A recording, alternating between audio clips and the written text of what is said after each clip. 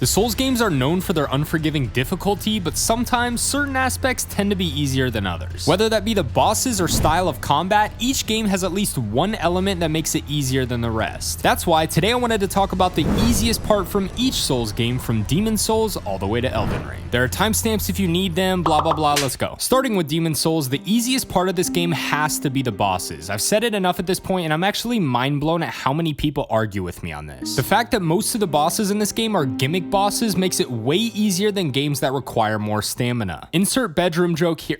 I mean, remember that time last week when, never mind. The main point of this is that most of the bosses in this game become a joke when you find their weakness. The Phalanx is weak to fire, and Boletaria basically screams this at you by giving you about 30,000 fire bombs throughout the level leading up to him. The Adjudicator has a giant sword wound on his side, which doesn't take a rocket scientist to figure out that that's the area you should probably be hitting. And the old hero has a blindfold over his eyeballs, and coincidentally, you just happen to find a ring a little bit earlier that makes you quieter to enemies. They do have some exceptions in this game, of course, like Flame Lurker or Old King Alant, but they never gave me too much trouble either. This isn't to say any of these boss fights are bad either, they just went in a different direction than the other games in the series, and that direction happened to be much easier than the others. I could definitely say magic is the easiest part of this game as well, but I wanted to mention the bosses since they're pretty easy for every build, and I wanted to protect my own ego. Overall, I think these points make Demon Souls the easiest game in the series in a first playthrough, since the bosses are usually where people hit walls, but it's still pretty difficult.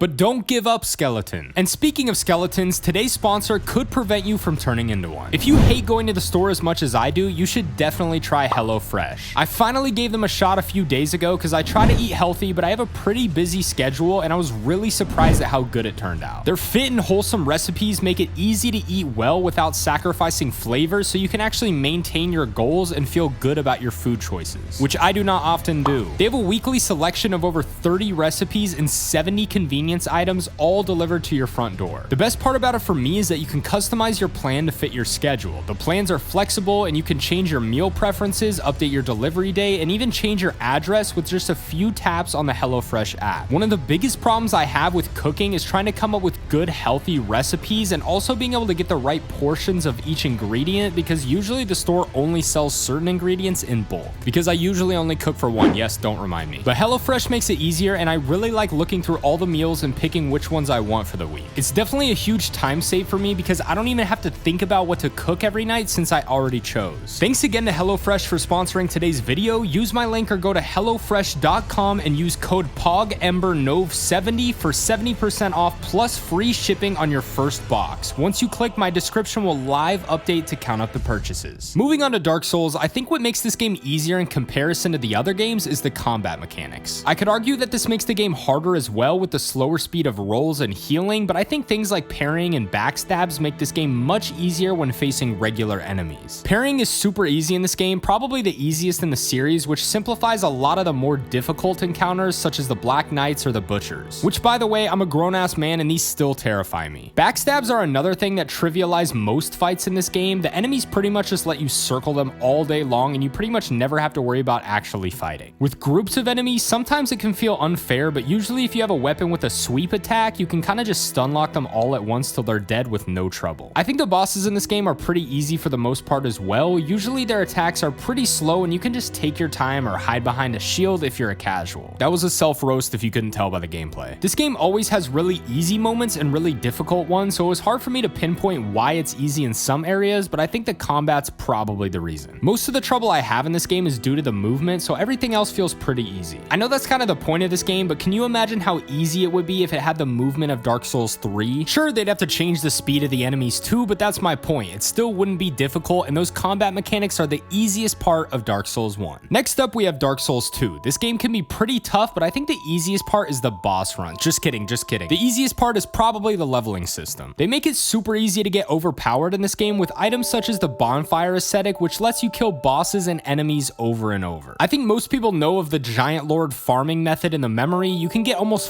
500,000 souls from this guy, and it does not take long. Having methods like that, along with a lower amount of souls needed for leveling, you can quickly become a monster and make this game a joke. I think the reason they did this is because they added a new stat that's basically required in order to make the game playable, but my other stats still ended up getting way higher. If you're like me and actually want a challenge, this makes Dark Souls 2 so much fun because instead of maxing out one stat, you can expand your build a lot to have 2 or 3 powerful stats. I love being able to use melee weapons and magic equally without feeling like I'm sacrificing points to my main level. But this can easily be used to max one stat out quickly and absolutely destroy everything in this game. The only real counter to this is that it takes a while to get to this point, which is the case for most Souls games. Usually it starts off really difficult and gets easier the more you level up and gain experience. But Dark Souls 3 was the most extreme case of that for me, and I think that's the easiest part of it. Moving on to Bloodborne, I can already hear the fanboys typing away. There's nothing easy about Bloodborne, it's all skill. But this is myself included because I really couldn't think of anything in this game that makes it super easy. But then I remembered the charge attacks. I don't know if I'd go as far as to call this part easy, but it's definitely something you can spam to cheese the game a bit. The easiest example of this is the spinning attack with the Hunter Axe. My first playthrough in Bloodborne, I spammed this attack and it basically got me through the entire game. It pretty much stun locks any enemy in front of you and can take out groups with absolutely no skill besides a little bit of timing. It even works on some bosses, sometimes even getting you an opening for a visceral. I do think Bloodborne is one of the most balanced games in the series because it really doesn't have anything that makes it too easy or too hard. But if I were trying my hardest to cheese my way through the entire game, I would definitely just rely on the charged R2s. Also, I could mention the Chalice dungeons because of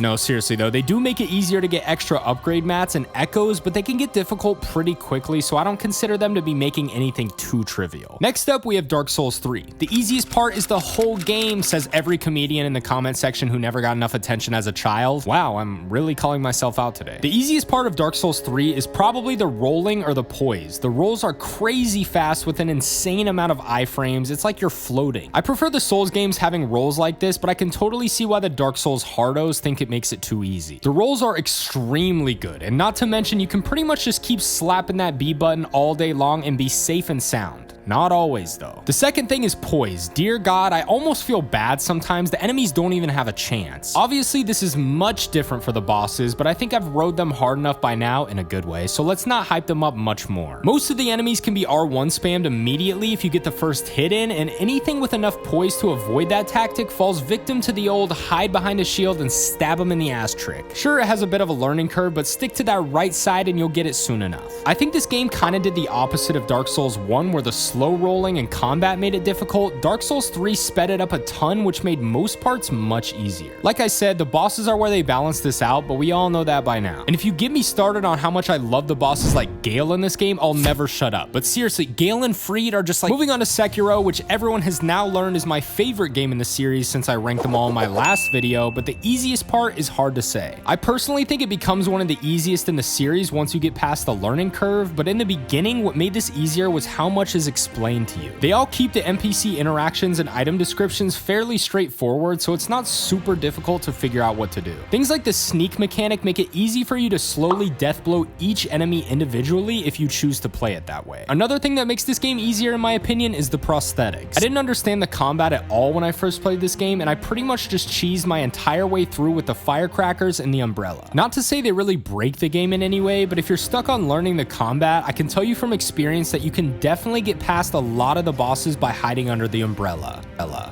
Sorry. I also think the penalties for dying seem brutal on paper, but there are way more methods to combat this than any of the other games. For money, you can buy coin purses to avoid losing any. For skill points, you can just grind a bit to unlock your next one, and Dragon Rot doesn't really do anything. All those components combined with things like the grappling system, I think it's pretty easy to play this game safely if you haven't quite gotten it down yet. And last but not least, we have Elden Ring. The easiest part about Elden Ring is definitely the bleed builds. Just kidding, kind of. No, the actual easiest part of this game has to be the open world. Being able to go anywhere you want from the start really lets you have the freedom to decide how difficult each area or boss will be. This is a feature they had touched on in previous games, with certain enemies or bosses being optional to come back to later, but in Elden Ring you can pretty much always go somewhere else and come back when you're more powerful. I will say I think it's pretty difficult to get runes from enemies in this game, like really difficult. Like why the hell did they make it so hard? But the bosses just throw them at you. They're like Oprah with with these damn runes. They're like 100k, bet, yeah, here. Being able to come back whenever you want unintentionally made half the mini bosses in this game easier than regular enemies. I probably one-shotted the first 10 I ever found in my first playthrough. Piggybacking off of that, God, I sound like I'm in high school again trying to get participation credit. Piggybacking off of the point that Jimmy made, you can also find almost any of the weapons or items needed from the very beginning if you know where to look, making it super easy to get overpowered early. Thank you, Timberly. But seriously, I do think this is the easiest part of Elden Ring, and even though it was clear that this was their plan to make the game more accessible to newer players, some people still claimed it was too hard.